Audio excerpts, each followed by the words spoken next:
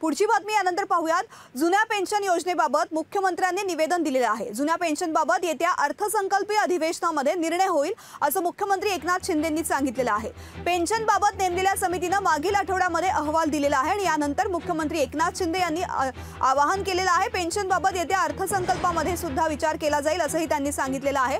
पेन्शनबाबत नेमलेल्या समितीने मागील आठवड्यामध्ये अहवाल दिलेला आहे आणि या संदर्भामध्ये अर्थसंकल्पीय अधिवेशनाबाबत विचार केला जाणार असल्याचं मुख्यमंत्री एकनाथ शिंदे यांनी सांगितलंय।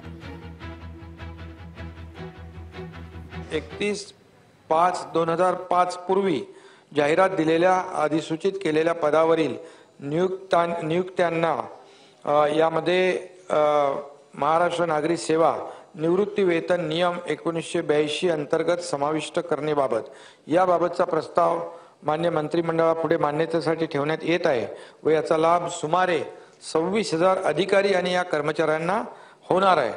त्याचबरोबर 80 वर्षावरील निवृत्ती वेतनधारकांना केंद्राप्रमाणे अतिरिक्त निवृत्ती वेतन अदा करणे या संदर्भातला देखील प्रस्ताव मान्यतेच्या अंतिम टप्प्यामध्ये आहे।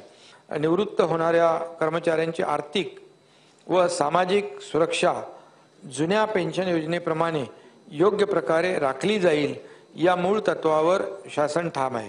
प्राप्त अहवाल व त्यावरील चर्चा व अंतिम निर्णय हा या तत्वाशी सुसंगत असेल। सदर अहवालावर अंतिम निर्णय येत्या अर्थसंकल्पीय अधिवेशनात घेण्यात येईल। मी सदनास ग्वाही देऊ इच्छितो की संघटनेच्या मागण्यांप्रती शासन सकारात्मक आहे। त्यामुळे संघटनेने सुरू केलेला संप त्वरित मागे घ्यावा व सर्वसामान्य जनतेची गैरसोय होणार नाही याची काळजी घ्यावी असं मी सर्वांना आवाहन करीत आहे। लोकशाही मराठी ऐका, पहा, जागरूक रहा।